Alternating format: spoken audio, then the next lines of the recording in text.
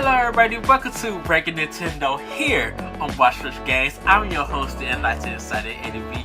Joining me is the suave and sophisticated Miss Stephanie Klimov. Hello. Good evening. Hello, hello. It's evening, yes. And of course, everybody, we got the one, the only, Bossman himself, my bro him, my bestie, Mr. Corey Dirrig.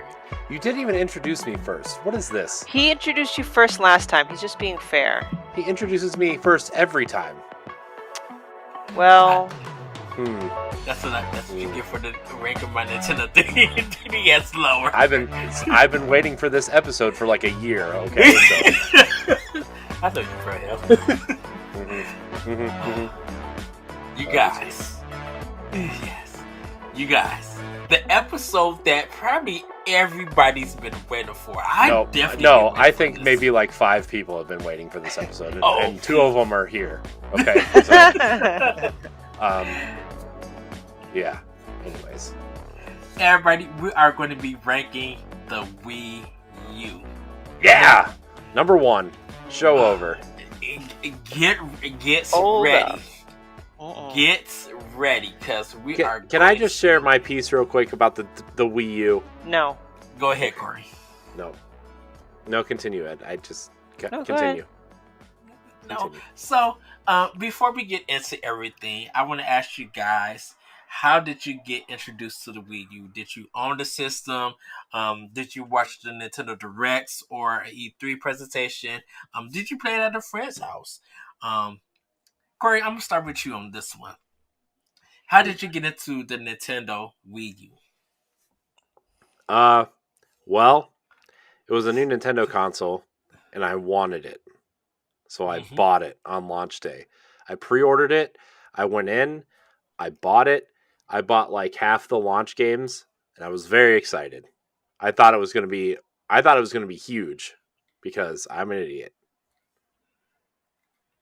But I seriously bought like half the launch games. I bought Assassin's Creed. I bought Batman. I bought Call of Duty. I bought Darksiders. I bought Nintendo Land. I think Nintendo Land came with it. I bought New Super Mario Brothers U. What else did I get here? I think I got Mass Effect 3, which I still will go to my grave saying that is the definitive way to play that game, aside from, it not having the other 2 games on the system. Okay. The touchscreen made it really awesome to like command your team and, draw paths for them and tell them which cover to get behind and issue orders and stuff. It was super cool. Ninja Gaiden 3 Razor's Edge I got. Scribblenauts Unlimited, which was really dumb. I bought like 10 games at launch. I'm not even kidding. I bought the really bad Transformers game that I turned around and traded back in for like... Oh, and I got Zombie U. Yeah. I seriously bought like 10 games, 2 Pro Controllers. I walked out with like 3 huge bags from GameStop. They put the system in a bag, and then all the accessories I bought in a bag. I bought 2 Pro Controllers and the charger. I was like going all in on this thing. Jeez, did security have to escort you out of the store? Damn. No, because nobody else was there buying one. Oh, well, okay. That makes sense. So, Stephanie, how did you... Or... That's all right. I can explain, but I can explain why I did not. So I confirmed the timeline here. It was released in 2012, and 2012 was the year that I graduated from pharmacy school and got licensed and went to work. So it released in a year where A, I had no money, B, I just graduated and needed to establish work, which is a very boring and pathetic excuse, but it's a legitimate reason. It's me starting my actual career. And then once things settled, I took a look at the system and said, ew, yuck. Sorry, with the gamepad, I just was not, I don't know, I wasn't buying it. So, my Wii was still functioning. So I had my Wii, I had my 2DS, and I said, you know what, I'm good until the and I just told myself I'll buy the following console. So. Good thing you did, because then you didn't have to buy all those games twice like I did. So There's seriously only 3 games that I have my Wii U still plugged in for, and I haven't touched them in like 2 years. aren't 2 of them Zelda games? 2 of them are Zelda games, and the third one is the best Xenoblade game. So 10? X. X or sorry, whatever. Yeah. So I don't know if it's the Roman numeral. Anyway. Yeah.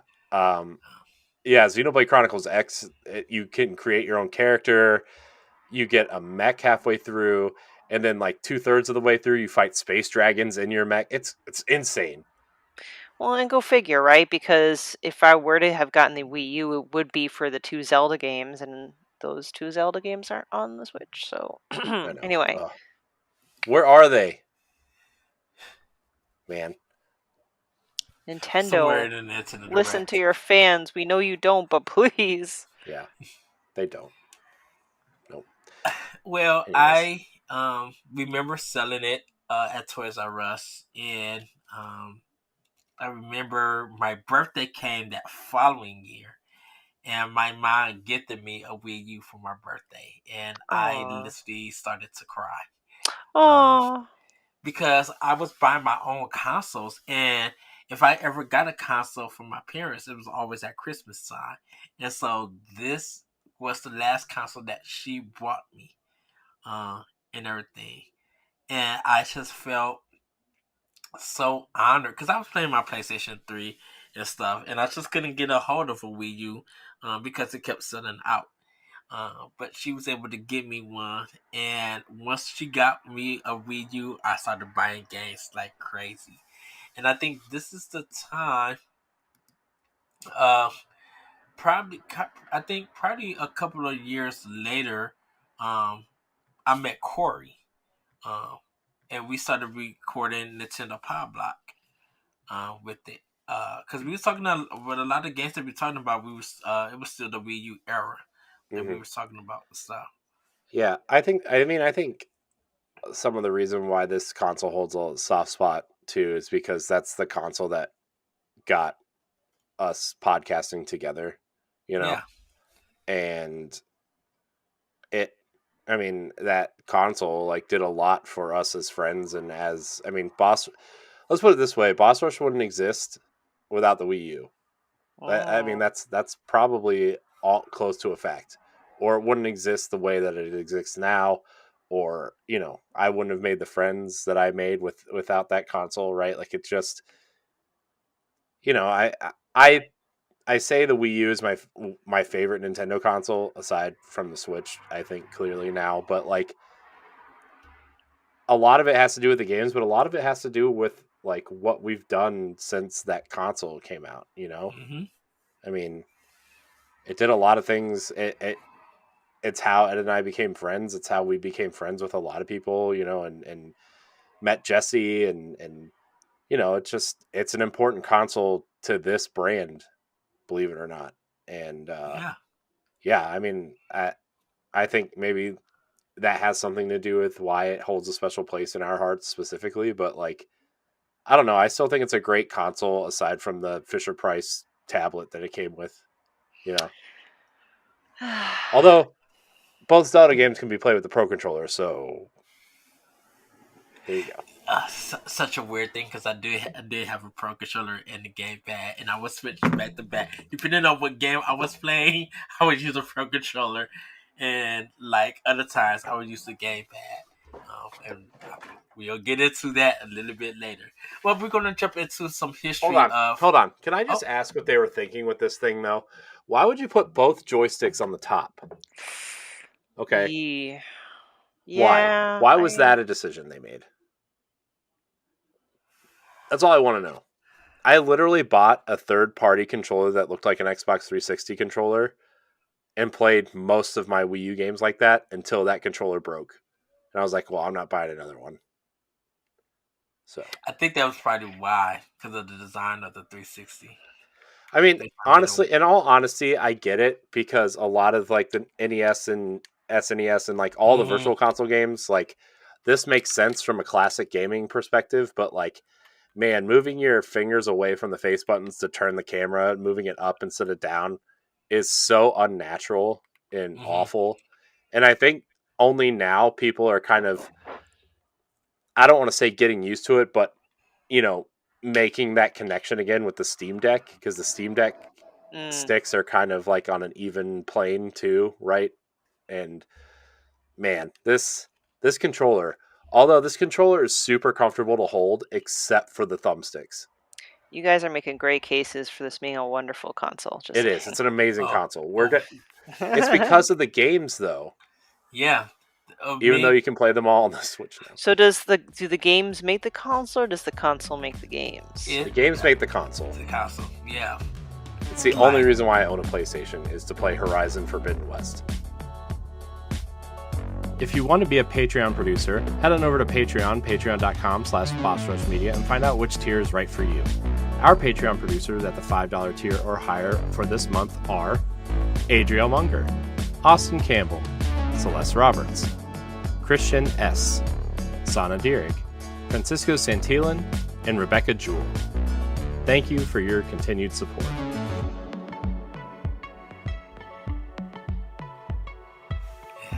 But we're going to get into some history. It was revealed at E3 2011. It's the 8th generation console. It was known as Project Cafe. And I forgot about that. Yeah, they had two versions of the Wii U. The white Wii U had 8 gigabytes, and the black having 32 gigabytes. Oh, gross. Memory. The right version was priced at $299, while the black was priced at $349. The black version was considered as the deluxe edition. They discontinued the white version and made the black 32 gigabyte standard. It came with the Wii U gamepad, where you could touch, watch videos, use as a remote controller, and write messages and draw on it. That's why when it comes to Splatoon, you see people draw on it, or Super Mario 3D World on it. You see a lot of drawings and stuff. It came with Miiverse and was connected to the 3DS. It allowed the external hard drive to be used for more space. So this is when the external hard drive business started to grow, because with Wii they had the SD card. I think 3DS had the micro SD card for it. And Wii U had the external, where all you needed to do was plug it in. I think it went up to 2 terabytes, I think, at that time. I don't know. I have an SD card in my Wii U. I had the external because I was buying a lot of games, and definitely with Xenoblade Chronicles X came out, and right. Well, when Xenoblade Chronicles X had that 19 gig patch for like, it wasn't required to play the game, but it made the game load faster. It gave you better textures. It gave you better. I think it actually improves performance in a lot of ways. Mm-hmm. Like, it did that 19 gig patch did a lot. Yes. So. Because I have moved a lot of my save games to the external and stuff, and compared to the 360 and the PlayStation 3, the file sizes were still small on Wii U. I don't know how the heck they did it and stuff. It's because Nintendo's the master of compression. I mean, you look at Zelda, right? Breath of the Wild on the Wii U is only something like 8 gigabytes. Breath of the Wild. I think it's 13 on Switch. That's impressive. Yeah. Yeah. But that's because it only runs at 720p on the Wii U. But it was still good. It was backwards compatible with Wii games. Was able to transfer some retro consoles to it. And they also had the eShop on it. It sold 13.56 million systems worldwide. It used the Amiibo for a variety of games. It allowed, like Corey mentioned, an early install for Xenoblade Chronicles X. Allowed the 3DS to be used as a controller for Smash Wii U, Smash Bros. Wii U, and it became a big indie system. And this is important. That was important because at the time, 360 was leading the indie scene. PlayStation 3 and then PlayStation 4 had indies, but then those two companies literally kind of moved away from the indie scene. Well, I think what happened was, Xbox 360 was a huge indie game. Was a huge indie thing with Xbox Live Arcade. Remember, Xbox Live Arcade every year highlighted the 8 best indie games. And then when Xbox One came out, PlayStation, like obviously one of the many nails in the Xbox One's coffin was their requirement of indies to have a publisher at the beginning, Yes. and PlayStation did not, right? And PlayStation 4 had a huge indie, like they were really great in the indie space. But then you get to the Wii U and you get a game like Shovel Knight, which changed the way a lot of people, I think, thought about indies. I think that's why Mm-hmm. Shovel Knight. It, I don't think Shovel Knight holds up as well as it did in 16 when it came out, 2015, Yeah. 2016. I think there are indies that play better, but I think Shovel Knight, you could look at Shovel Knight and kind of point to that as like a turning point for indies, right? I mean, yeah, we had Castle Crashers and Braid and Journey and stuff like that, but like you look at Shovel Knight, which Yacht Club made a Nintendo exclusive for a long time, right? I think it was Yeah. like 2 years it was exclusive to the Wii U and the 3DS, and then obviously it came everywhere else with like the Xbox version has Battletoad levels in it, and I think God of War is in the PlayStation version, and Yes, it is. every other version had some sort of exclusive, but they chose to make it exclusive to Wii U and 3DS, which was crazy at the time. Right, and then that's when kind of in a sense the double dipping started because people were when they was putting those indie games on physical disc, Hmm. people were buying them. Yeah, I mean, I remember Axiom Verge was a huge deal.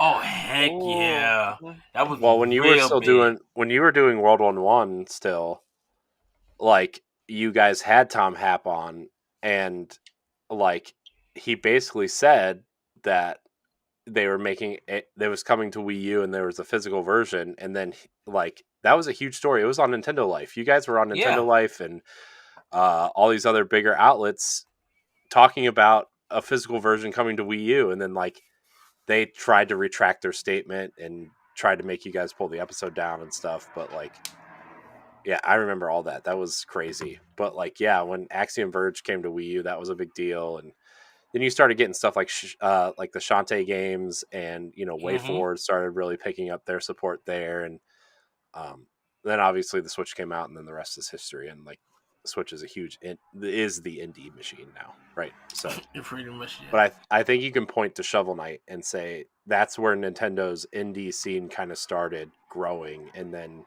when the Switch came out, it was like it blew it out of the water because the Vita was dying. Uh, you didn't require a publisher. Like all these things were happening. It was like a perfect storm for Switch to become the indie machine. You know? Yeah, because when we at World 1 we talked to the guys at Yacht Club and had Yeah. this really good discussion that we had, and we we talked to them. Of course, we talked to them about Shovel Knights, but we just talked to them about games in general, and how were they surprised to see the success of Shovel Knight on Wii U and everything. Um, so yeah. Um, Let's see. The biggest game on the system was Mario Kart 8 with 46 million copies sold, and this was another big one because if you bought Mario Kart 8, you were able to get another Nintendo game digitally for free. Because I got Mario Kart 8 and Pikmin 3 for free Oh, wow. on it. That's a sweet deal. Yeah, and that was the time when Watch Dogs came out on PlayStation and Xbox 360. No, PlayStation 3, PlayStation 4, Xbox One, and 360. Watch Dogs came out. They delayed the Nintendo version of it. Yeah, but the Wii U was notoriously hard to develop for. Hmm. That was a huge reason why the Wii U didn't get a lot of third party games. It was notoriously hard to develop for. But I think it's because they didn't have teams learning to develop for It's the because Wii the U. system only sold 13 million But units but once in again, 6 years. it's so weird that they said it was hard to develop, but I'm like, y'all was complaining about PlayStation 3 with the blue sale. So, and that's why a lot of games came late to PlayStation. The difference is PlayStation 3 sold 90 million units and the Wii U sold 13. well, yeah, I'm just talking That's your about. difference. I'm just talking about something being hard to develop for, but you still stick with it and everything. That's Well, me. that's not how businesses work, unfortunately. So, Well, during that era, yes, I would say. I mean, Now still, it's I mean, shoot. anyways, So these porting I'm not companies going getting. down that road again. My head hurts too much. um, it was released in North America on November 18th, 2012, Europe on November 30th, and Japan on December 12th. It was discontinued in 2017, with the final game being The Legend of Zelda: Breath of the Wild. That's not true. Cars 3 Driven to Win was the final game. Whoa. Physical game. You just got owned. I thought I'd it was Breath Not rather of that the that was Wild. important, but remember it as Breath of the Wild. Right. yeah. I just wanted to zing you, but that's fine. Cars 3 Driven to Win, by the way. Not great. I bought it on a sale for $8. Ooh. Oh wow. Poor brave soul, you. Yeah. I can't really say much about the accessories besides the Pro Controller. Like I didn't dig into none of the accessories for I don't it. even remember any of the other accessories, to be honest with you. Besides the amiibo. That's it. Yeah. Well, those aren't accessories. Those are toys. They made Wii U branded Wii remotes though. Remember? Like for that short amount of time for like Yeah. they made the instead of the word Wii at the bottom of the remotes, it just had the stupid block U at the bottom. Oh, those were gross too. Oh, I hate the Wii. I still remember the Lego Wii controllers. Oh yeah. Well, Those was kind of cool. and then they started putting like Mario overalls on them and stuff. I'm like, what are you Oh doing? yeah. That one was a mess. What are these? No. There was the Wii U gamepad for The Legend of Zelda Wind Waker. Yeah, but you had to buy the Wind Waker bundle to get it. Yes, that is true.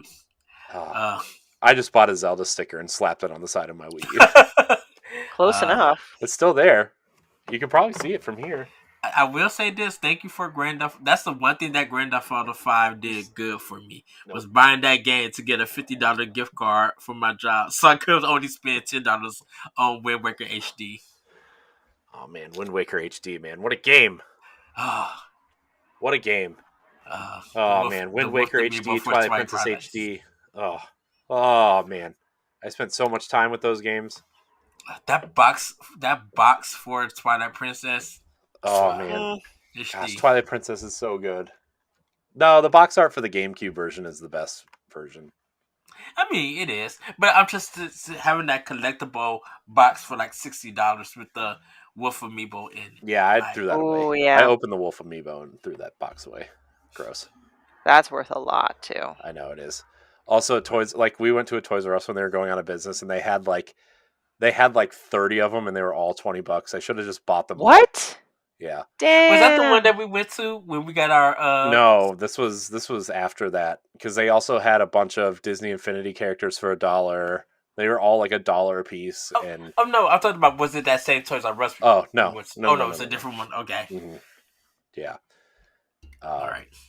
Man. Yeah, that was an adventure. So Stephanie, I went to go visit Corey because we was planning to get the Super Nintendo Mini collectors, and so we waited in line. I already because I had to hook up. I knew I was able to see what the stores was getting, and we went to the closest one. We got our minis, and we left. Everybody, people who we ran into, who was trying to look for it, did not even think about Toys R Us getting them. They were just like, that's the last place I would think of getting it. I'm like, that should have been the first place. Yeah. That Toys R Us, by the way, is a Tesla body shop now. Huh. So interesting. Rip Toys R Us, by the way. Yeah. Yeah. And now it's in Macy's, so. Yeah. Well, let's jump into these launch games. Man, launch games. Best launch lineup ever.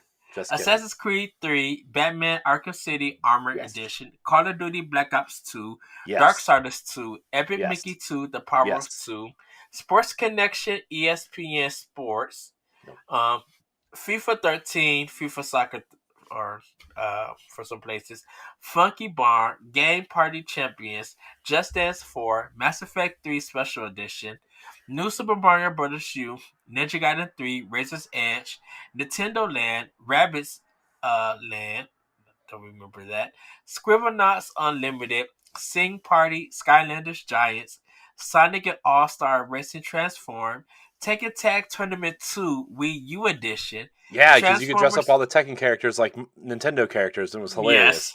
Because Uh, like you dressed the one of the characters up like Mario, but they like with the mustache, but he also had like the big nose. It was hilarious.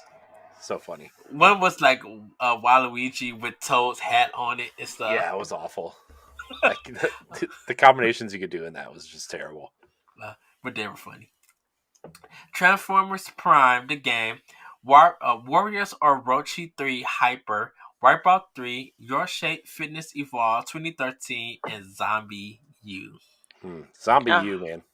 I What gotta a admit, just listening to that is a bomb um, set of games upon yeah, launch. but Yeah, the problem with that is like half of those launch games had already been out for like 6 months to a year on other consoles. yeah, Oh, And like the big thing with Mass Effect 3 was the other two games weren't on the console, but also EA had just released the Mass Effect trilogy on trilogy. 360 and PS3 like the week Yep, before for the same price. I see. Uh Call of Duty had been out on other consoles, and the Wii U's online functionality at launch was terrible.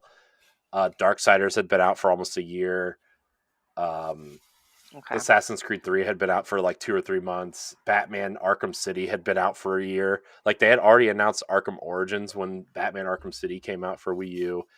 Uh, like looking at this launch lineup, it's awesome, but at the time, a lot of people were disappointed because all these games had already been out for other no, consoles and were yeah, already like, Batman Arkham City was like $15 on Xbox 360, and it was $60 on the Wii U. $50. I think Nintendo was still doing $50 games on the Wii no, U. it was 60. Was it? Yeah, because So yeah, they had made the jump. I mean Um, the exclusives were really good though. Like Zombie U was an interesting use of the gamepad. Not that like not that it was a great game or anything, but it was like really tense, right? Because you had to organize and look through your backpack on your gamepad, but the screen, like the game didn't pause when you were looking through your backpack, and you had to yeah, look down at your Wii U screen to look at your backpack, and you couldn't see it. Look up, and there were zombies coming at you, and it was really scary. It was Yikes. cool. really Uh, great trailer. yeah, really cool trailer. Um, Epic Mickey 2 was all right. Like it was fun. It was fine. Epic Mickey 1 was better, but it was on the Wii, so um, you know. Uh, New Super Mario Brothers U. I think if people weren't so fatigued from the DS and 3DS games and the Wii U game, like or mhm. the Wii game, I think this is the best 2D Mario game since this probably the Super Nintendo. Oh, wow. The level design is awesome. Like Okay. the powers are cool. Uh, it's an incredible game. It's on Switch now, and then they released that Luigi expansion pack Yeah, that was really cool and really challenge. Like it was the hardcore mode. Uh, so yeah, I mean that game was awesome. which was crazy because it was like about what 40 plus some levels for like $20. Yeah, I mean no, they redid all of the levels and then they added new ones. Remember they redid all the levels for Luigi and Oh, okay. and they added the hardcore mode and they added the easy mode with Nabbit. Yeah, Yeah. because I knew that there were some new levels for it. Because like it was that think I think they released it right after that E3 presentation when they Yeah, announced it. I think so. Because I Yeah, ended because up you could download it like right now, and then they released a physical version of it, and then they released yeah the double pack like year a year after or something. yeah because I remember I bought it from my mom on her Wii U. Like once the E3 was over, I went ahead and bought it. Yeah, and then Ninja Gaiden 3: Razor's Edge. Remember how terrible Ninja Gaiden 3 was, and then they basically remade the game for Wii U. Mm-hmm. Like they literally remade the entire game. Like, no, that one doesn't count. Here's the real Ninja Gaiden 3. And it was really good. Yeah. Not as good as 2, right? But it was good. It was good, yes. Ninja Gaiden Black and Ninja Gaiden 2, though, those are some interesting, awesome games. I wish the Switch versions of the Sigma games were better because they deserve better. Yeah, that is true. Although the ones for Xbox Series X are pretty good, though. Those versions, they're on Game Pass. But I know that collection one that came out, they said that wasn't good on any of the systems for the Ninja Gaiden games. But yeah, it is what it is. Oh, and then Scribblenauts Unlimited. I forgot they had the like you could have like Mario and Luigi and Yoshi and Pete. Like they had a bunch of Mario characters in the Scribblenauts game, which is interesting in concept, but like you couldn't because the whole point of Scribblenauts is like you type something in and it'll draw it on your screen for you, like purple bear, and it'll draw a purple bear and it'll do something for you. Well, you couldn't like make Fat Mario or you couldn't edit the Nintendo stuff, but you could make them help you, right? Like you could only type in Mario. You couldn't type in Fat Mario and then, it'd be like, I don't know what that is, Where's the fun in that? Maybe because Mario's already fat. Just kidding. No fat shaming. Scribblenauts, by the way, on Switch right now, Scribblenauts Unlimited is on Switch and it's $4. So, what? Really? Because it sounds pretty cool. Yeah, Scribblenauts was awesome. That's a game we didn't talk about on our DS or 3DS things. Scribblenauts is cool, man. Anyways, continue. Sorry, I got sidetracked.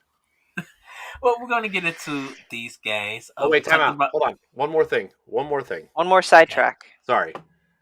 Sonic and All-Stars Racing Transformed was also amazing. Yes. The 360 version had Banjo in it, but the Wii U version had Wreck-It Ralph in it. Because it came out around the same time that Wreck-It Ralph did. And the Wii U version also had like a Wreck-It Ralph arcade machine in it, which was super cool. Didn't one of those games have like Diddy Kong or something? Or no, the Skylanders Giants had special amiibo / Skylanders that did both. They had that Donkey Kong and that Bowser. But there was a game on 360 that had some Nintendo property in it on accident. I don't know about that. I have to look it up. I know that Banjo-Kazooie has a Game Boy in it on the 360. I think that's it. Yeah. So. Okay. Oh, rear. Sidetrack. Look at us. Tangents, everybody. That's what we're known for. All right, guys. Let's get into this list. So we did talk about Super Mario Brothers Wii U. Hold on. Can I just go on my rant real quick before we get into this list of games? A rant after your side tangent? Yes, it's a positive rant. Okay, side tangent plus.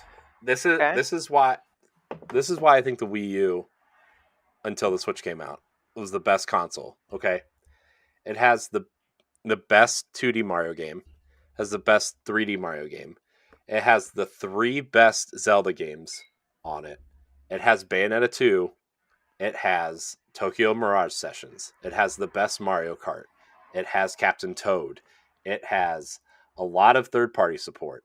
It has one of the best versions of Shovel Knight on it. It has one of the best Pikmin games on it. It has 2 great Batman games on it. It has 2 of my favorite Assassin's Creed games on it. I'm telling you guys. I'm telling you, man. This console is a winner. You all should have bought it. But the console itself, man. What's wrong with it? The PlayStation 5 is ugly as hell, and everybody's buying that thing. Right, the PlayStation 4 the PlayStation 4 looked like a George Foreman grill. Well, that's PlayStation 3. I was going to say, I love my PS4, but I had a Pro Slim, so it looked nice. Okay, because the PS4 looked like the original PlayStation, that looked like a Kit Kat bar stuck together. I was going to say, it looked like a broken Kit Kat bar. Girl, you can do... PlayStation has some ugly consoles, let me tell you. Well, I'm not The going to Slim argue that. PS2, the Slim PS2 is the only good-looking PlayStation console. I like the Slim PS3. It kind of rectified some of the stuff, but PS4, ooh, girl, let me throw some pork chops on that mug. Get the grilling. Oh man. Anyways, So what else was I saying before I got sidetracked on my Well, sidetrack? it was your rant, right? Yeah. It had a really good Smash Brothers game on it.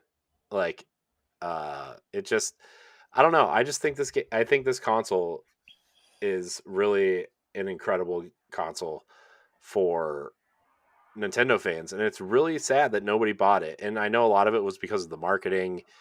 Uh, a lot of it was, people were confused about, was it an add-on for the Wii? Was it The ugly tablet. Yep. what is it? Is it just the tablet? Is it, what is this thing? And that really sucked for Nintendo, and they I never got out of that hole until the Switch came out. Also, like, they couldn't have possibly named it anything worse to I differentiate it from the Wii. I feel like it's none of that. I think just a lot of people were No, it so. is. I It think a lot is. of people were so into the 360 Did and you read Reggie's PS3. book? It totally is. He literally What? says it in the book. Well, I mean that's Reggie's opinion, but I think it was The during president of the president of Nintendo. Nintendo of America's But the opinion reason, on why the Wii U didn't sell but the well. reason I said that is still the thing that people felt like Nintendo was still for kids. You know, people But they were went more out. They went into. out and got Bayonetta, and they went out and got Yeah, Tokyo Mirage Sessions, and they went we're, out we're and gonna got all we're gonna these get into Bayonetta, Resident Evil, and but the thing but the thing about it is during that era with PlayStation and Xbox, so many people were into first person shooters were the big thing because Call of Duty. That was a really big thing, and even though it didn't have all the third parties, a lot of third parties on those other consoles were putting a lot of those developers out of business. So I'm like, it just can't be that Nintendo didn't have the third party when the third party on the other consoles, a lot of people weren't supported. But Call of Duty stuff like that, you will see in first person shooters out the wazoo from a lot of developers. You yeah, didn't because get a first person shooters, everybody was trying to be the next Call of Duty, Call of Duty, yeah, and and still nobody's the next Call of Duty or the next Halo, or Halo. right. I mean, like, you look at the first person shooters out there today, right? Mhm. It's Call of Duty, it's Halo, it's Apex Legends, and then you can throw Fortnite in there as a I shooter, don't even right? think it's Halo anymore. I think Halo kind of I don't lost know. its light. I think Halo is still pretty popular. I think the internet just blows everything out of proportion. Like, I think the player base is just fine. Plus, like, Forge mode's coming out soon, or Mm. has come out. Master Chief Collection is still pretty popular. Infinite is hanging in there. Like, I think Halo is still pretty popular. I actually still like Halo. I just prefer playing Destiny, but that's I another was about to say, conversation. I think Destiny's taking over Halo in the Yeah, sense. and that's the thing too, is like Destiny is another super popular first person shooter that everybody is gravitating towards too, right? And so Overwatch also, so like it's just Nintendo didn't have the internet infrastructure to build a great first person shooter base. Like, Hmm. I really suck at Call of Duty, and I was winning matches on the Wii U, so that should tell you everything you need to know. And it was still I feel like, and then we'll get into the games. It was, at that time it definitely was Western design games versus Eastern design games. Japan, Nintendo. Of course, they focus more on their own titles and everything, but in a way, that was kind of the only kind of Japanese games that you were getting in a sense. Square Enix was trying to be very American, in their stuff, and excuse me, in their stuff, that it kind of just like wasn't giving what people we thought of when it came to Square Enix with their role playing games and Well, stuff like that. I also think this was a time where Japanese games were like at their low point, right? Like, Hmm. Capcom wasn't doing great. Yeah. Konami was in a really weird spot where they were like, I don't know. The only thing they really had was Castlevania, or Metal Gear, and some bad Metal Castlevania Gear. games, right? Like, they, Yeah. uh, Bandai Namco hadn't hit that Dark Souls stretch yet. Like it was just a weird time for Japanese gaming all around. And Nintendo, though they weren't making those types of games, they're still making Nintendo games. They were kind of fell into that hole too a little bit, and um, yeah, I just think people were really into competitive shooters at the time, and now we've kind of grown out of that, and I think everybody kind of grew out of that, and they're looking at single player games, short games, indie games, different types of multiplayer games, right? Like nobody thought anything would dethrone Call of Duty, and look, Fortnite came along, and you know the battle royale genre took over, and Yeah. PUBG, Fortnite, and Apex are all super popular now. And I mean, Call of Duty is still Call of Duty. Even Call of Duty jumped on the battle royale bandwagon. Right. And I kind of feel like definitely just with Wii U with their first party, so many people missed it. That's why I think that's why you hear that desire of or people calling it the Dreamcast for Nintendo. Because people who dismissed the Dreamcast and didn't play the Dreamcast games, they want that to come to Switch. So they can Yeah, get but a I think chance to play that era of those era games. the thing about Dreamcast though, as opposed to the Wii U, was the Dreamcast had great games, and it still sold like almost 10 million units in a Mm-hmm. year and a half, right? I mean, that's nothing to slouch at either. I think a lot of people looked at the Dreamcast and said, "I'm waiting for PlayStation 2 because it's basically a PC I can put in my living room, right?" And it has a DVD player in it. Yeah. It will be able to connect online at some point. It has.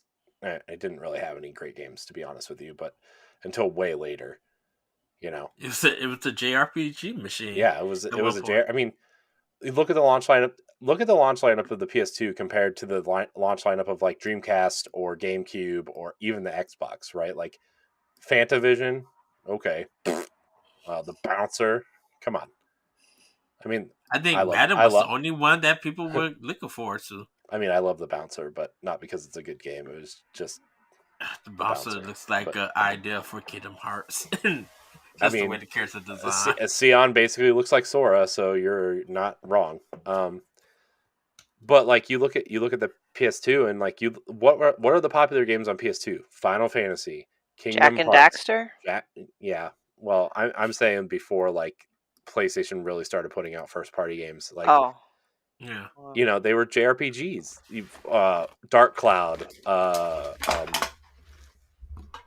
it was just a lot of JRPGs, a lot of Onimusha, like a lot of weird fighting, games. And then you get to something like, then you start getting Sly Cooper and Jack and Daxter and Ratchet and Clank, and then you move towards like, I mean, the most popular game on that console was Grand Theft Auto 3, right? A third party game, and Yeah. you know, I think Sony didn't really grasp what they were trying to do with the PlayStation 2 until God of War, honestly.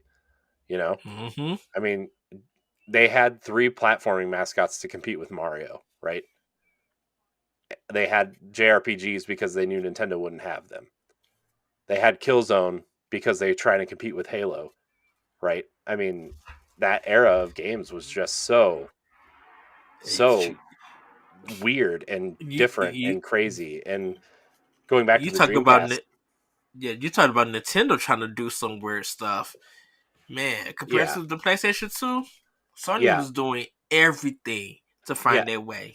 But I mean, then you look at the Dreamcast though, and their launch lineup. It's like Sonic Adventure and Sega GT and NFL 2K and what, right? And then I mean, look at the games we just listed off for the Wii U, right? They had 5 exclusive games, all doing something new or interesting or different, and nobody cared. You know, nobody cared because the system wasn't marketed correctly. It was really expensive compared to the other consoles. Because I mean, you remember the Xbox 360 was $200 at this point, or 220 something dollars at this point, and it had a better library, had a better controller, had more storage space, like. And then the PlayStation 3 was coming into its own, right, with Mm-hmm. stuff like Uncharted and The Last of Us and God of War 3 and Killzone 3 and Resistance and that kind of stuff. And you look at Nintendo again, a console that was less powerful, more expensive, try to do something weird with the second screen experience, which the other consoles tried, right, with smart glass for Xbox, but that was an iPad app. It wasn't a controller, right? So Right. I don't know. Nintendo tried something different, and sometimes they hit, like with the Wii and the DS, and sometimes they crash and burn like the Wii U, and it really sucked because the Wii U was a great console. It just they made a lot of poor decisions. And Ed, we've had this discussion before too. Is like the Wii U was just a prototype of the Switch, because you look at the Wii U, like you could play it on the couch. I mean, granted, you had to be like 10 feet away from your console for that controller to work, but like you could play it on your couch, you could play it on the screen. A lot of great games, kind of portable, but they just put the system in the system instead of in the controller. You know, so in a lot of ways, I look back on the Wii U fondly. I think too, because it was pretty much the prototype Switch, and they just did it backwards, and they got it right this time. You know, which has me really wondering what they're going to do next, which is part of our other new series for Expansion Pass, Next Gen Nintendo, which we're going to talk about, like, what is Nintendo doing next, because nobody knows. And I are we would like to scared? think they would take almost like the DS, 3DS route, where they just create various iterations of it to really just pull and stretch the the, Yeah. the Mhm. longevity of it. Hmm. But what do I know? That's my guess, is that it's going to be the 3DS to the DS, where it's technically a brand new system, but you can play all the old games on it. Yeah, as long as it has that backwards compatibility for sure. Yeah. Yeah, like the the gaming format they can't change for right now. Yeah. That's Until that's oh, the go whole ahead. thing, though, is like, I know this is a Wii U show, but like you look at the Switch and like look at its successor, one of the things it has to be is backwards compatible, because you look at the way they push digital games when they're about to Hmm. shut down 2 digital stores, right? They're pushing the digital games. They're pushing their online subscription, which is their retro game stuff and their online stuff, right? Like they're pushing that. They're really pushing connectivity. Like if this thing's not backwards compatible, it's not going to do well. Mm-mm. I think with every system moving forward, every system, whether it's Nintendo or Microsoft or Sony or whoever else jumps in, every system has to be backwards compatible. There's no excuse anymore, none. And I mean, the Wii U is like the last one, and even then, it's like, well, you probably could have, like, if people bought digital games on the Wii U, you probably could have given them some sort of, you know, discount on a digital version for the Switch at least. Anyways, let's talk about the games. Yes. So, we, like I said, we talked about Super Mario Brothers U Wii U. We have Super Mario 3D World, Xenoblade Chronicles X, Splatoon, Bayonetta 2, The Legend of Zelda: Wind Waker HD, Twilight Princess HD, and Breath of the Wild. And I'm gonna end it with Tokyo Mirage Session. Okay, now just the first 5 games: Super Mario Bros. Wii U, Super Mario 3D World, eh, Xenoblade Chronicles X, Splatoon, Yep. Bayonetta 2. Bayonetta 2 alone caused so much controversy, along Yeah. with DMC Devil May Cry. But it got the Bayonetta series, where people say now that it just belongs to Nintendo. It got Game of the Year from a lot of places. Of course, it caused a lot of controversy with discussions on how women are viewed in games, like characters and stuff, over sexualization and stuff. But Nintendo let Platinum Games do what they want to do. They gave some ideas, they checked out on the game, and walked out and let Platinum do. Like, they let them make a mature game on their kid friendly system. Like, And you you could dress would them up like Mario never. characters. Exactly. And then and literally told them, okay, she doesn't look sexy enough in a Princess Peach costume. Do what you need to do. So stupid. Anyway, I mean, that game was a great get for Nintendo. We talked about Bayonetta for a long time, Ed. Yeah. Um, But Xenoblade Chronicles X, my jaw dropped when I got that game put it in. To be like, yeah, how that this game is a game great looking game. That game is it amazing is. looking. Like, how do you make this big world and this running and never made the connection that Monolith Soft was helping the Zelda team make Breath of the Yeah, Wild? you look. I mean, you look at you. We know that Monolith helps with Breath of the Wild and Tears of the Kingdom in terms of environments and landscapes and stuff. The connection there is Xenoblade Chronicles X. You look at Xenoblade Chronicles X, you see Breath of the Wild in that game. Now that if you go back to it, like just the way the grass looks on the ground and like the way the draw distance and the mountains look and just the way the world feels, right? Like that. I mean, I think there's a lot more going on in the Xenoblade X world, but when you get out in the open landscapes and stuff, like I really think that you see a lot of what inspired Breath of the Wild's universe, right? And I think that's great. I wish Xenoblade Chronicles X was played by a lot more people because I think it would be super appreciated, especially now that Xenoblade 2 and 3 were super popular and Breath of the Wild is obviously Breath of the Wild. Like I think people would look at this game and be like, "Yeah, I see it now." You know. Plus, it has Yeah, mechs it's and space dragons, which is cool.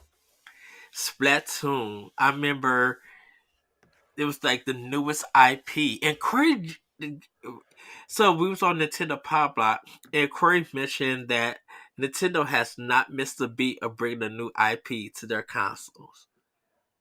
I'm like, wow. And when he said that, I'm like, that does make sense. And Splatoon was one of them because we didn't know that Nintendo could make an online shooter um, in a different way. And I'm like, it's not even a shooter in a sense. It's a paint it's a painting game. Yeah. You know, yes, you do hit your opponent with guns and stuff to stop them, but you don't get points for that. It's just only to stop them. You got to paint their land and stuff. Um, and then Legend of Zelda: Wind Waker HD, Twilight Princess HD, Breath of the Wild, Breath of the Wind Waker HD. Oh, the best version. They took care of that second half of the game and kind of Yes. cleaned it up a little bit. Twilight Princess HD, I thoroughly enjoyed, but Breath of the Wild, like My Breath of the Wild for Wii U is still sealed because I'm hoping one day it'll be worth a lot of money. I opened mine up so I could play the game. Yeah, And well, you then didn't have a Switch when we were talking about it, yeah, so you kind of I had mean, to. and then still got ridiculed for 3+ some years because brought it on Switch and It still was more didn't beat like the game. 4 years, Ed. Anyways, Uh, but yes, um, we had Tokyo Mirage Session FE Sharp FE. mm-hmm. Oh, great music, great gameplay, merging these characters from Atlas with the Fire Emblem characters. Oh, just so good. And I remember it. People didn't care about that game, and it became the hardest Wii U game to find. You Yeah. know, because I once I bought my copy from Target, couldn't find it nowhere. When it came to Switch, had to hurry up and get that on day one because Well, like the interest it in has that extra game jumped. content too. I think the nice thing about the Wii U games that came to Switch is that they have bonus content, right, or extra content, Yes. and the Encore version of Tokyo Mirage Sessions has some extra content. I'm not sure what it is, uh, but so I know a lot of people played Persona 5 over October, November, December. If you are a Persona person, play Tokyo Mirage Sessions. It is basically Shin Megami Tensei Light, I would say. It's not as hard as Shin Megami Tensei, but that's what it is. I mean, Tokyo Mirage Sessions is Shin Megami Tensei backwards. So, um, and then Sharp FE, obviously Fire Emblem crossover. So, in case you were wondering Yes. what all that was, nobody really Um, was, but that's okay. You all you learned got something today. on ranking Nintendo.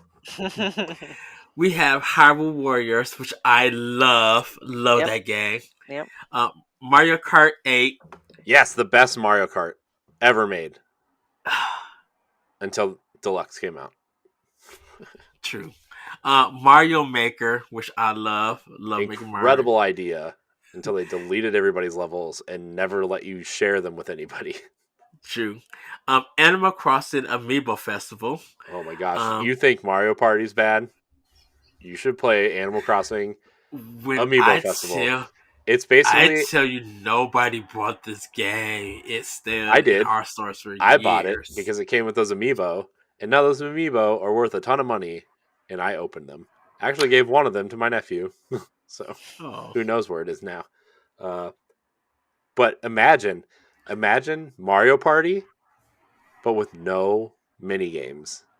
And the spots you landed on were just like kind of crafting material type things, but I never really played enough of it to know what you did with them. So, yeah. I'll pass. Yeah. Yes. We have Cat the Toad Treasure Tracker. Yes. That's a good game. This is Corey, you can probably back me up on this. Pay this thing in Super Mario 3D World and then realizing you was getting a full game, you'd be like, how do two amazing games fall into our hands like that? Yeah. Like, how do you take a mini game, make it a full game, and it's as bomb as the 3D game or the original game it came from? Yeah, it's an incredible game. Although the game is different from the mini game in Mario 3D World so slightly, but it's still incredible. It's not like a big difference. You're still walking around getting the green stars and stuff, but like the in Mario 3D World you had to collect all the stars to finish the level, and in this one you just kind of have to get to the end of the level. But still an incredible game. The only levels I don't care for are like the auto-scrolling minecart-ish levels. I think they're kind of dumb. In the Wii U one, you had to like bang on the screen to like shoot the things and aim it with the gyroscope, and it was really terrible. I enjoyed it, but all the other levels were great. So, this is why the gamepad sucked, everybody. Also made the same mistake with Star Fox, by the way. Yoshi's Woolly World. Even though Crafting World is better. Woody World soundtrack. Level design is phenomenal in Yoshi's Woody World. Soundtrack wise, Yoshi's Woody World is a banger. Complete banger. Star Fox Zero, Super Smash Bros. Wii U, which was big. I played that game with the 3DS. Because I had gotten so used to it that I was just like, I'd rather play this game with my 3DS as a controller than the gamepad or in the Wii U controller. Just felt Why do you hate yourself? Why would you do Because it felt good controlling my Zero Suit Samus when I was kicking tail. It just felt so good. So funny, my friend, he moved all the way close to in Seattle. And he came down here we all went to go visit. And we kept talking junk about Smash Brothers to each other. And so while we're in Chili's with our other friends, we both put out our 3DS and go battles for 2 battles. I ended up losing, take my defeat, but we bonded over Smash Brothers on 3DS. And I think it was cool that Nintendo was, because I think 3DS came out first and then the Wii U version, right, Corey? I believe. No, they came out on the same day. Oh, I thought it was separate. Oh, okay. That was a really big E3. Yeah, it was a big deal. It was a big deal that Smash Brothers was going handheld. I think that was, and then the fact that like that you couldn't play people on the Wii U with the 3DS, but you could use the 3DS as a controller, and you could like, because the big thing was that you could train your amiibo, right?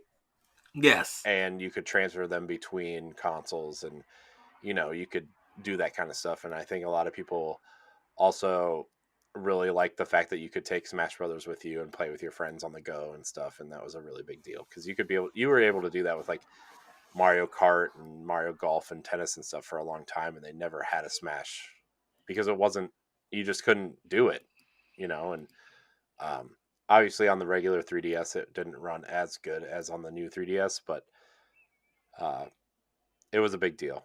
That Smash Yeah. Brothers game was a big deal.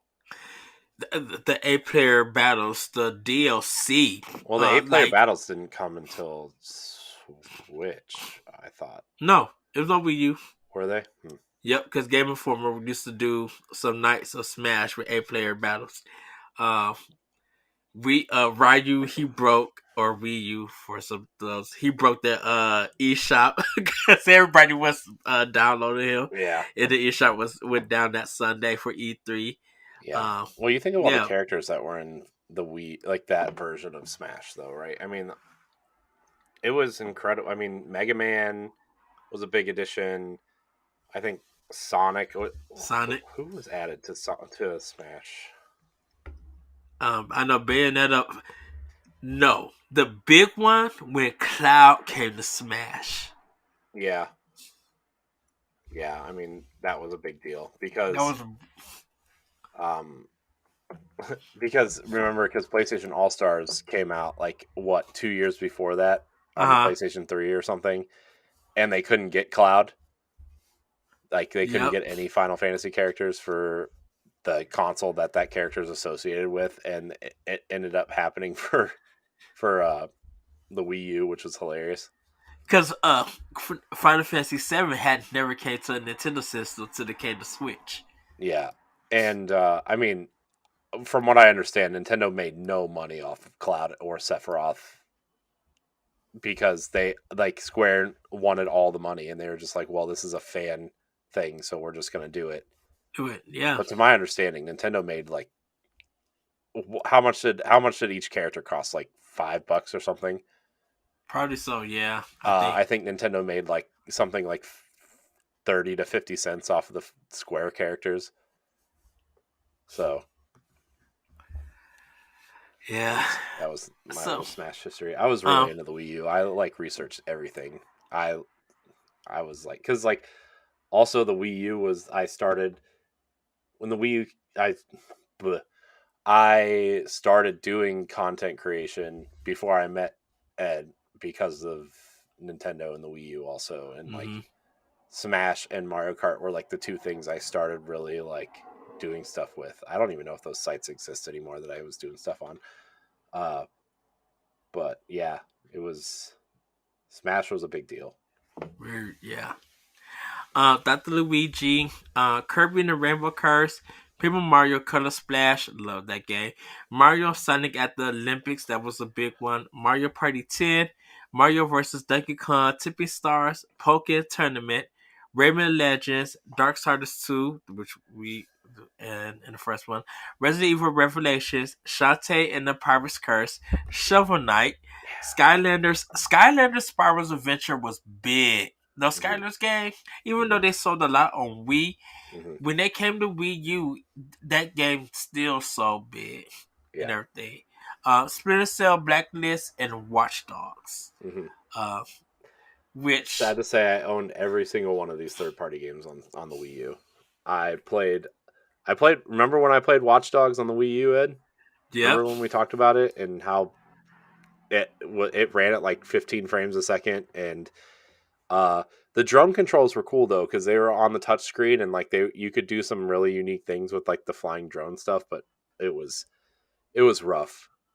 Oh my gosh, trying to drive a car in that game or walking around. Oh my gosh, it's so bad. Blacklist though, Splinter Cell Blacklist ran really good though. Yeah, it did. And I played Assassin's Creed 3 and 4 on the Wii U. I put probably like 70 hours into Black Flag on the Wii U. It was awesome. I played a lot of Poké on Black Flag did come to Wii U. I think it came later though. I think no, it came out the same day, but it didn't have any of the DLC, which is why my save file, and I just checked it the other day because I was curious if my file ever got corrupted or anything. 94.6% because there was no multiplayer or online functionality, which I needed for the last 5.4%. So, Yes. Infamous, not infamous. What's the final one with the DC characters? oh, Uh, Injustice. Injustice. That did come to Switch. I It was mean, great. come to Wii U, but we It was didn't great. get part two. No, But yeah, it was pretty good. I have that too.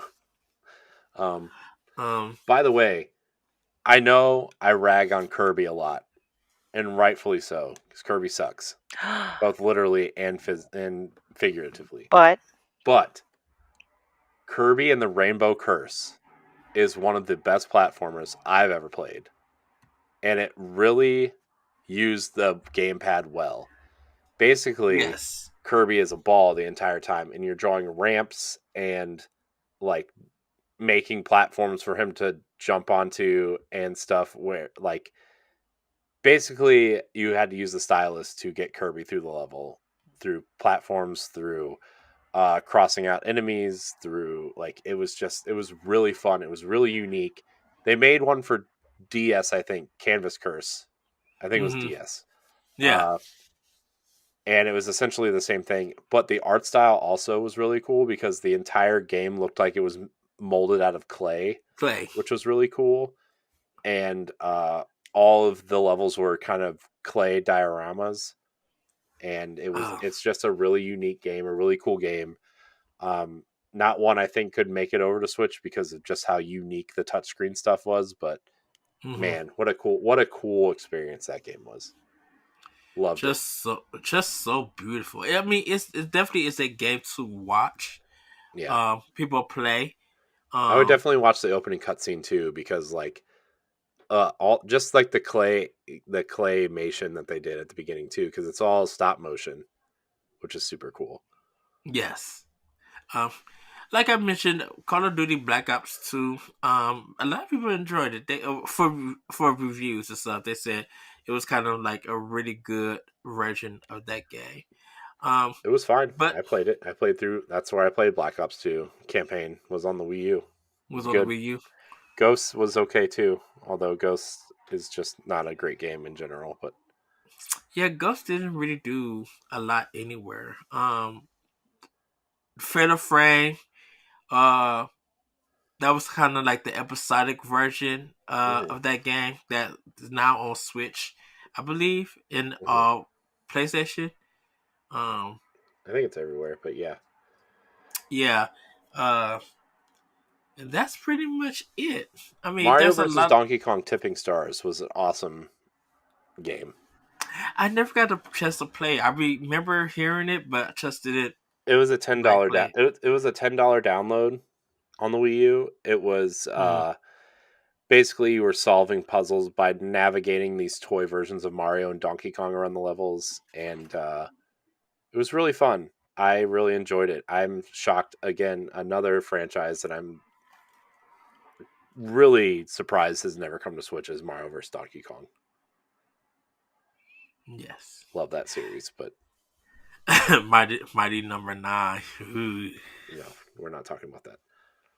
Also, that was Rayman Legends, the best version of Rayman Legends is on the Wii U of course, oh dang it. yeah, I like that because you. game on the Switch. I know it's so good, but like the gamepad was more for like your kids if your kids are playing and like you're the adult and you would draw them like extra platforms and mm.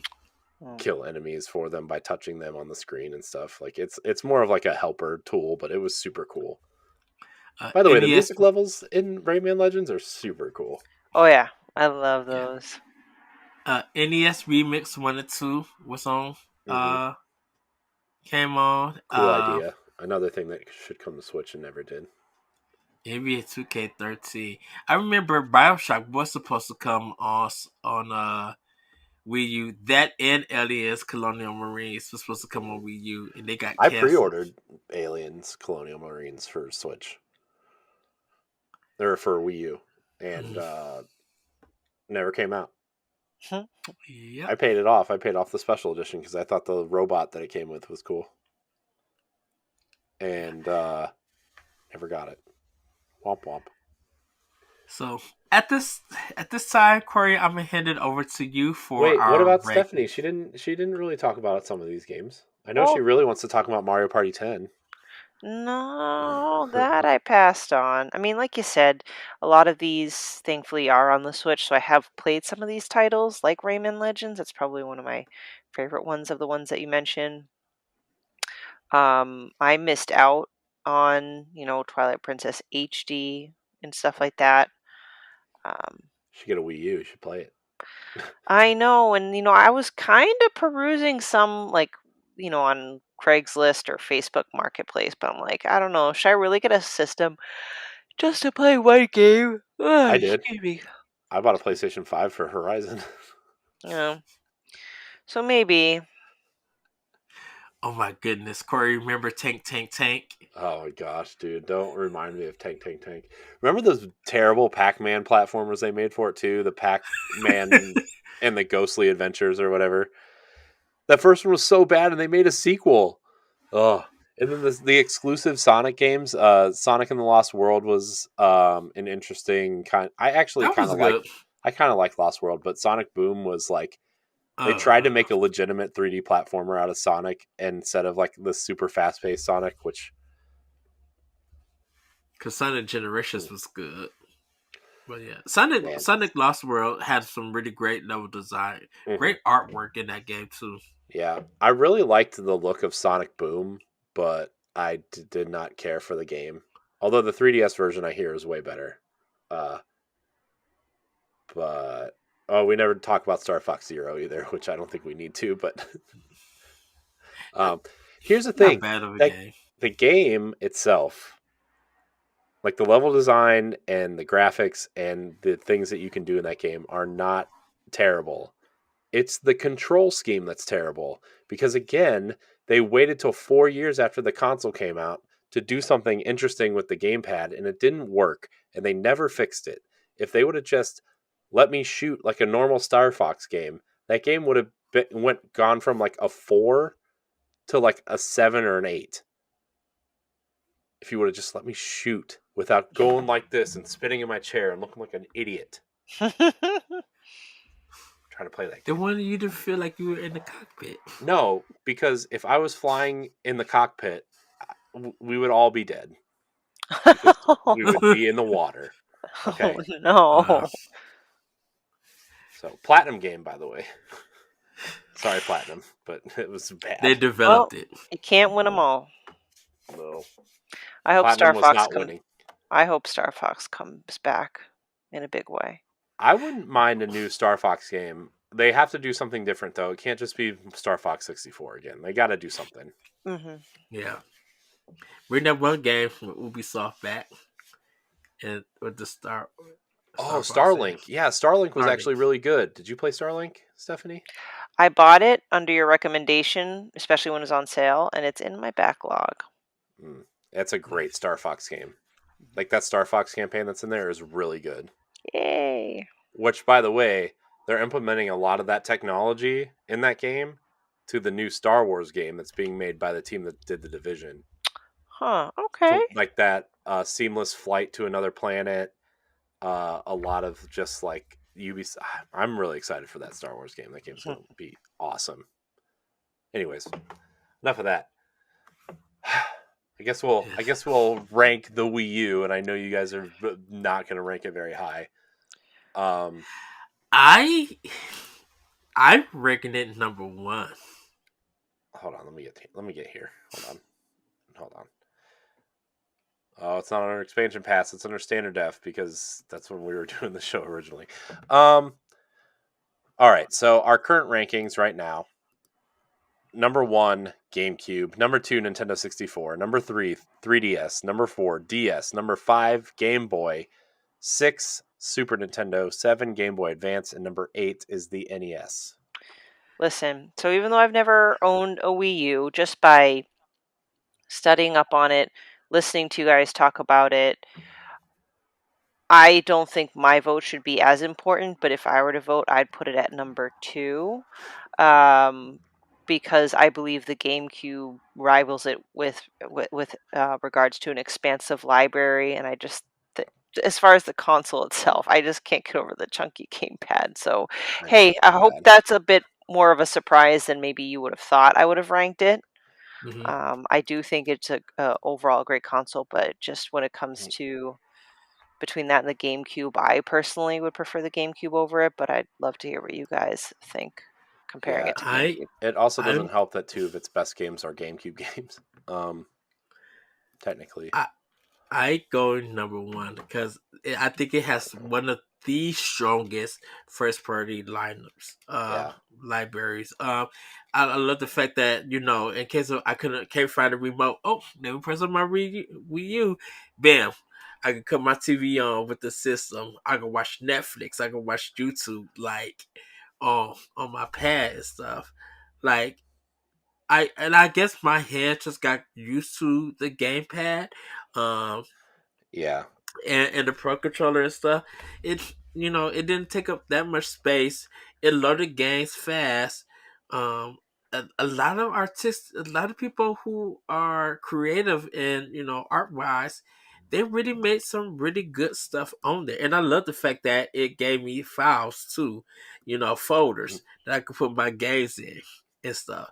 uh and then seeing like a Jesus version of me. oh god, Like uh it I just Mises. think Jesus. I just in Super Mario 3D World, I know it's ported on Switch, but man, that I game know, is so good. I literally feel like that's the best Mario game ever I know. As in a somebody who sense. doesn't really care for Mario games, that game is amazing. The game's incredible. Um, Yes.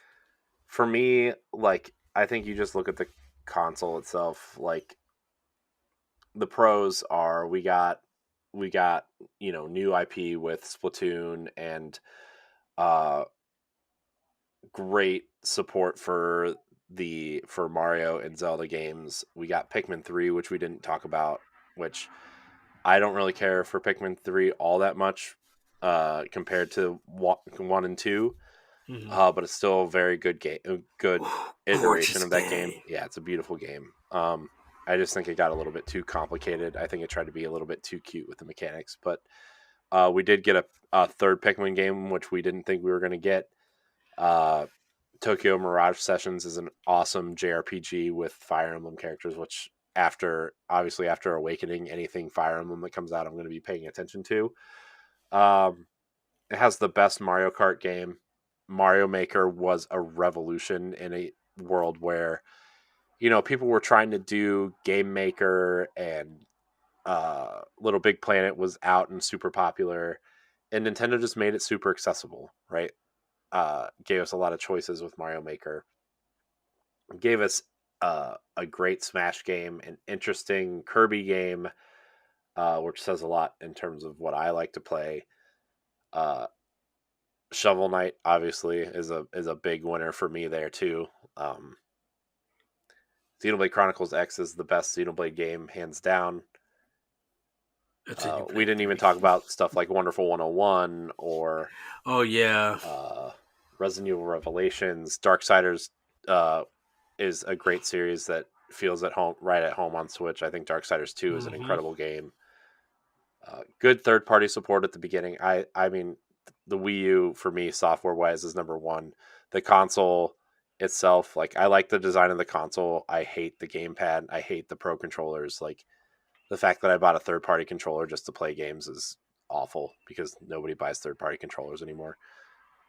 Uh, the the user experience on the console is terrible. Uh, I mean, the eShop is more organized than it is on the Switch, but like the long boot times, the long load times, searching for things is awful. Like, I mean, yeah, it had a hard drive, but like the reason why I have discs on the Wii U is because I knew that once I put the disc in, the game would start.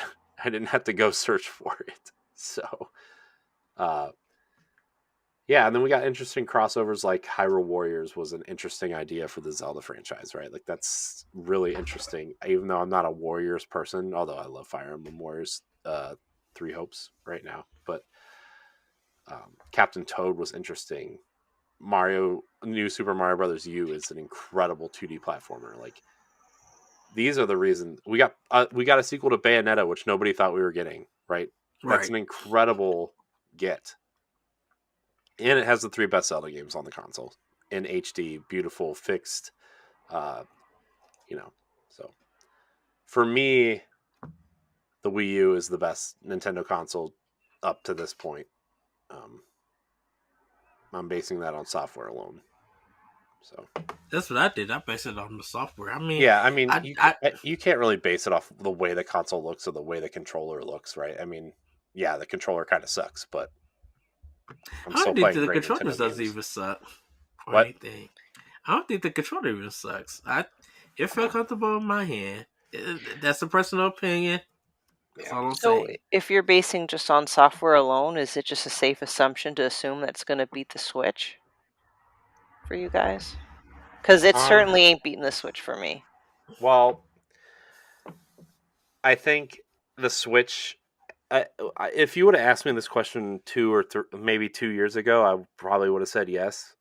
But we've gotten such incredible games since, in the last 2 or 3 years, also that like I mean the Switch, right? Obviously, the way the Switch plays and its portability and all the other stuff that the Switch offers outside of the games is just it's better than the Wii U in a lot of different ways, right?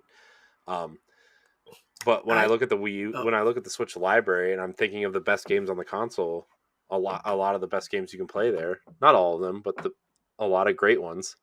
Breath of the Wild is a Wii U game. Mario 3D World, Wii U game. Mario Kart 8, Wii U game. Donkey Kong Country Tropical Freeze, Wii U game. Like you look at a lot of the best games that you can play on the Switch, and they're all Wii U games. I think I think it beats Wii U. Just taking erasing all the ports, all the original content and new IPs or sequels that's been on Switch, in a sense, has outdone the Wii U in a Yeah, sense. And this is a personal thing because I'm like, I love Yoshi's Crafted World. Um, Xenoblade Chronicles 3. Because this is now, but I'm like, ARMS was a big thing. Splatoon 2 was a big thing. Mario Odyssey. Their Switch 2017 alone can outbeat the Wii U. I mean, besides Mario Kart 8 taking that out, but they were Switch was getting hit with hot games. yeah.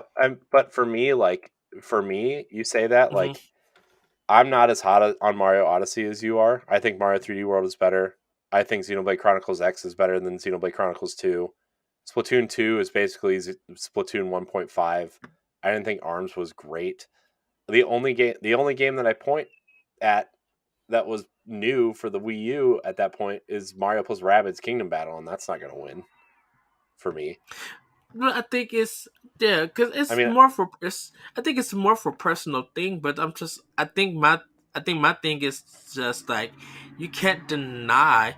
I mean, that's what I said. Taking away all the ports and stuff, you just can't deny that Nintendo first party versus the Wii U's first party isn't mhm. hot enough or anything.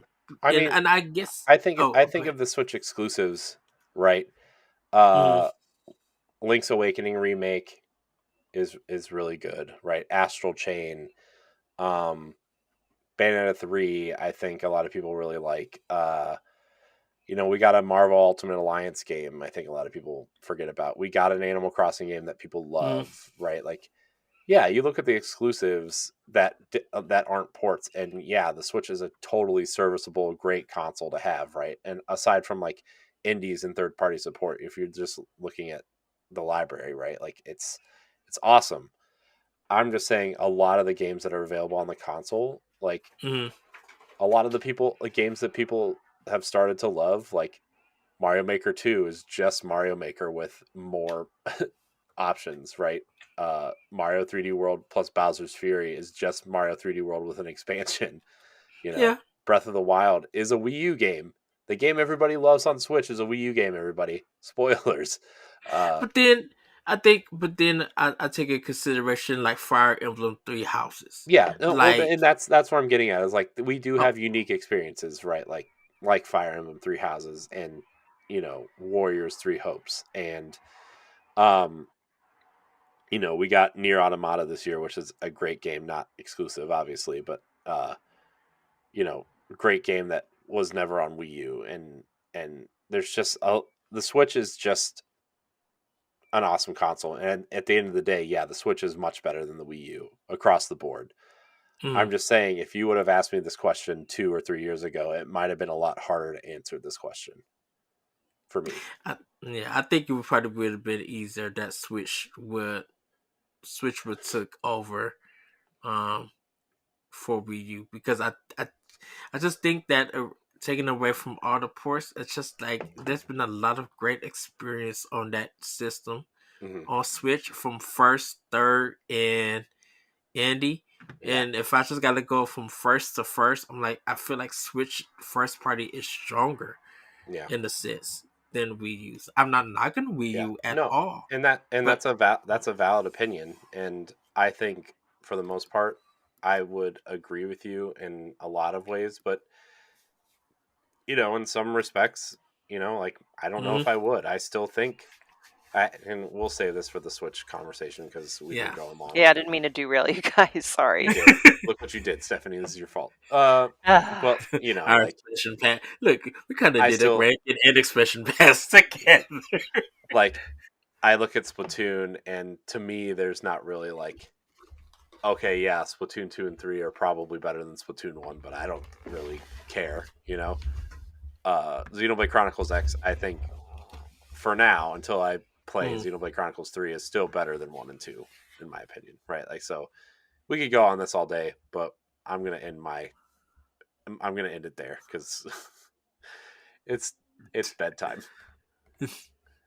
Well, Corey, where can we find you? You can find me at I am Corey HD on Twitter and Instagram, and you can find me on a lot of things here on the Boss Rush Network. Stephanie, where can we find you? People can find me on the internets at Klimov_author on Twitter and Instagram, the Boss Rush podcast, the EXP cast, and my articles on bossrush.net. You guys can find me on Twitter and Instagram at that retro code. Check me out also on Nintendo Power Block, Expression Pass, Talk the Walk, 1v1, and other podcasts here, and some of my writings on bossrush.net. With that, everybody, have a great week. Have a great weekend. We're coming to the finale, which is we'll be ranking the Nintendo Switch.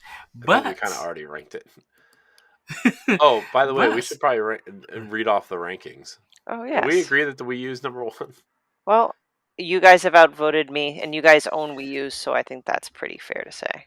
Yes. All right, so as of right now, number 9, the NES. Number 8, the Game Boy Advance. Number 7, Super Nintendo. Number 6, Game Boy. Number 5, DS. Number 4, 3DS. Number 3, Nintendo 64. Number 2, GameCube. And number 1, the Wii U reigns supreme for 1-2 more weeks, because that will be when the Switch probably takes over. Well, spoilers. Take over. Who knows?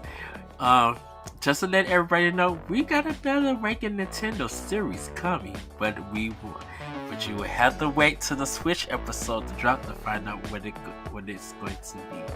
But then, everybody, have a great week, have a great weekend, and we'll see you next time on Ranking Nintendo. Bye, everybody. Bye. Goodbye.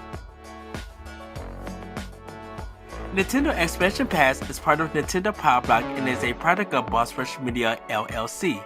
The show is recorded from our headquarters in Akron, Ohio, and is hosted by me, Edward Varnell. My co-host is Corey Dirrig. You can find Corey at I am Corey in HD on Twitter and Instagram, as well as hosting the Boss Rush Podcast and Tower Casuals, the Destiny Podcast.